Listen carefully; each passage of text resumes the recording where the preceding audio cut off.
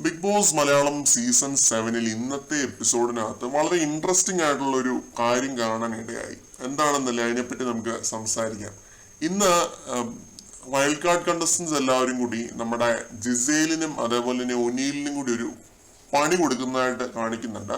അവർ രണ്ടുപേരെ സെലക്ട് ചെയ്തിട്ട് അവരെ ഇമിറ്റേറ്റ് ചെയ്യണം എന്നുള്ളതായിരുന്നു, കോപ്പി അടിക്കണം എന്നുള്ളതായിരുന്നു.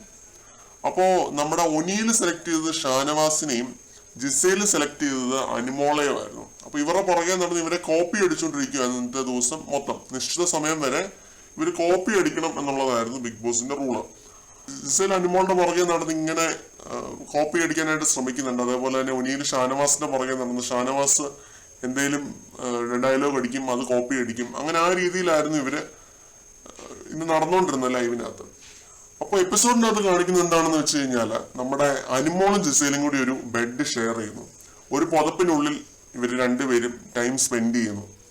എന്നിട്ട് ഇവരിങ്ങനെ ഇരുന്ന് ഇങ്ങനെ കളിച്ചിരി തമാശയൊക്കെ പറഞ്ഞിങ്ങനെ ഇരിക്കുവാണ്. കുശലവും പറഞ്ഞിങ്ങനെ അവിടെ കിടക്കുവാണ് ആ ഒരു ബെഡിൽ. അപ്പൊ ആര്യൻ ആ വഴി ഇങ്ങനെ നടന്ന് പോകുന്നുണ്ട്.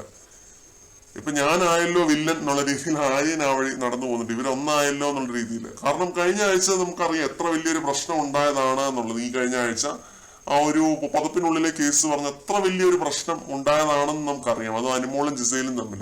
അപ്പൊ ഇത്രയൊക്കെ ഉള്ളൂ, മനുഷ്യരുടെ കാര്യം ഇത്രയൊക്കെ ഉള്ളെന്നാണ് എനിക്ക് ഫീൽ ചെയ്യുന്നത്. ഇത് കണ്ടപ്പോ നമ്മൾ അടിയുണ്ടാക്കും, നമ്മള് പിണങ്ങും, നമ്മള് ഒരു കാര്യമില്ലാതെ മോശമായ വാക്കുകൾ അങ്ങോട്ടും ഇങ്ങോട്ടും ഉപയോഗിക്കും. എന്നിട്ട് പിന്നെ ഈ രീതിയിലായിരിക്കും നമുക്ക് പിന്നെ പിന്നീട് അത് ആലോചിക്കുമ്പോൾ തമാശയായിട്ടായിരിക്കും ഫീൽ ചെയ്യുക. അത് ഒട്ടുമിക്ക എല്ലാ മനുഷ്യരുടെയും കാര്യം ഇങ്ങനെ തന്നെയാണെന്നാണ് തോന്നുന്നത്.